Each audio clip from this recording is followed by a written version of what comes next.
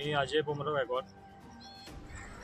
ही आमची गाडी MS10 AW 12 आहे. आम्ही काल दापोलीवरनं गाडी भरली जालन्यासाठी.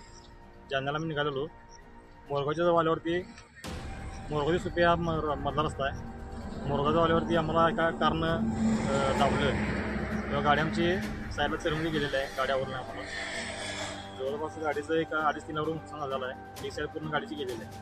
त्यामुळे जीवन वगैरे काही कोणाची झालेलं नाही.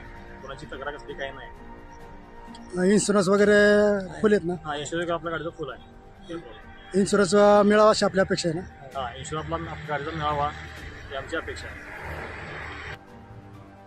सुप्पे हद्दीत मालवाहतूक ट्रक उलटला. कोणतीही जीवितहानी नाही, परंतु गाडीचे मोठे नुकसान. बुधवार दिनांक 4 रोजी सुप्पे तालुका बारामती हद्दीत सायंकाळी 4च्या दरम्यान मालवाहतूक करणाऱ्या ट्रकला समोरून येणाऱ्या वाहनाने कट मारल्याने मालवाहतूक ट्रक चारीत गेला. दापोडेवरून मोरगाव मार्गे जालना या ठिकाणी जाताना सुप्पे हद्दीत हा अपघात घडला. गाडीत लोखंडी क्रॅप होता.